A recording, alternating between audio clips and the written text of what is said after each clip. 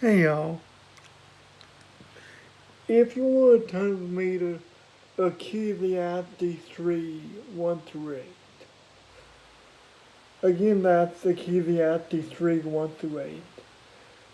This is probably a set of verses that some people know very well, but it starts off as a reminder that everything there's a season, a purpose, a time for everything under heaven, a time to be born and a time to die, a time to plant and a time to pluck,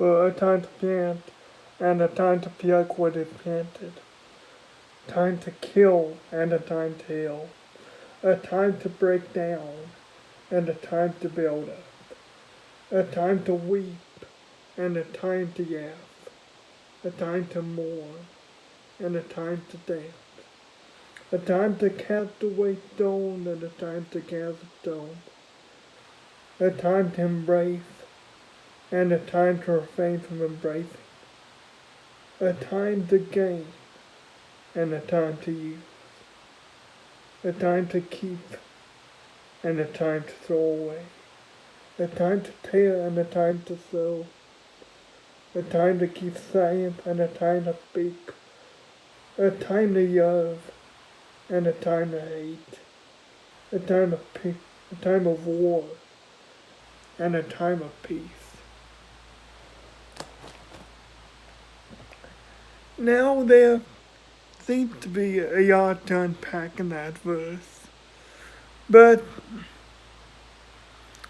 when you get right down to the basis of it, what it's basically saying is there's a time for everything. I've been thinking about well, this goes for everything in general, I guess. But when we say the gospel with somebody, which like I say, this principle goes for anything too, but especially when we say the gospel with somebody, because at the end of the day, that's all that matters.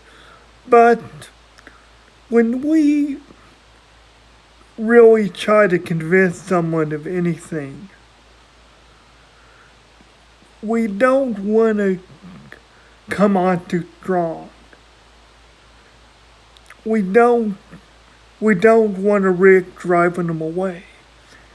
And that's what it can do if we try to come on too strong, if we try to hound them, if we try to bash them over the head with the gospel, so to speak. And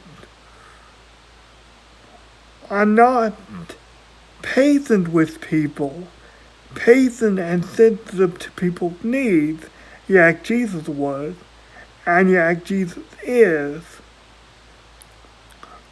We creating a deeper division than there already was. We are not meant to be Bible pushers, so to speak. Christians and followers of Christ aren't meant to be Bible pushers. We're not meant to even save anyone. We're entrusted with the truth that can save somebody, but ultimately it's up to them and it's up to God. And it's up to them whether they're willing to listen to God and maybe by extension listen to us.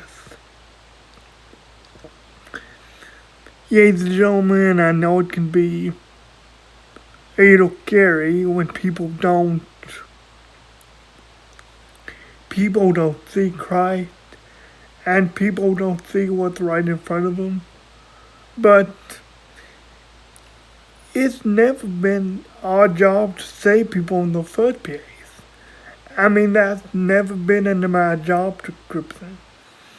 My job description has always been tell people about the gospel and hasn't been, oh, you're guaranteed to get saved at one of your sermons or something. No.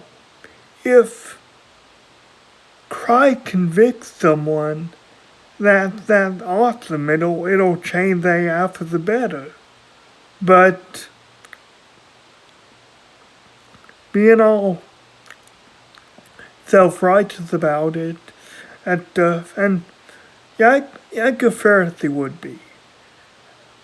That's not how Jesus was at all. In fact, that's the kind of behavior Jesus himself condoned, or condemned rather. But it's ultimately God's decision, and it's their decision to listen to him and to open their heart.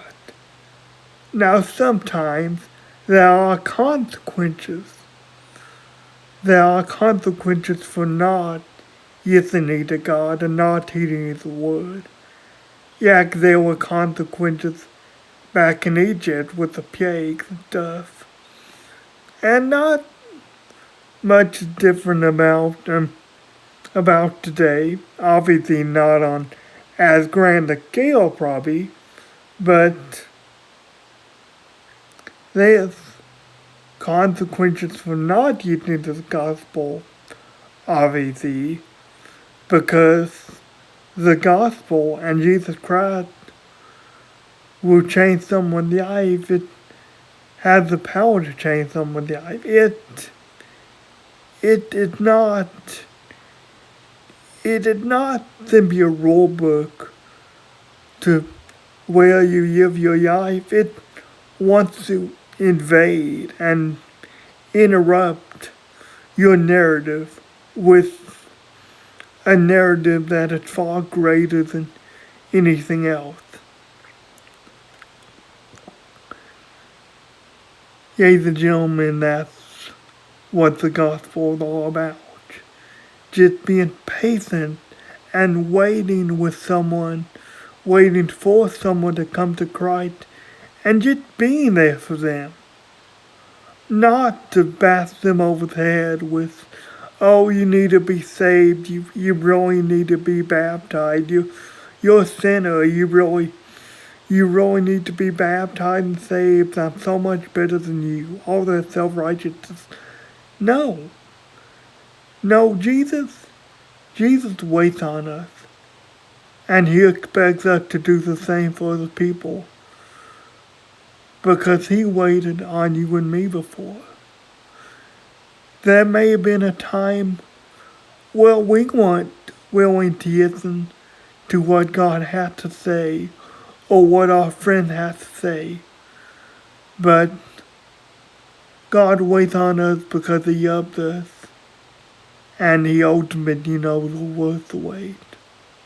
We're worthy of love and respect and just patience and understanding.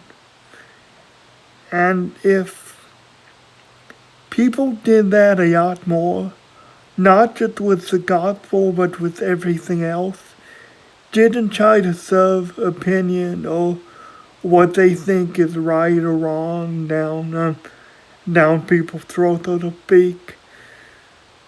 If we're just a little bit patient with people, then the world would be a much better place.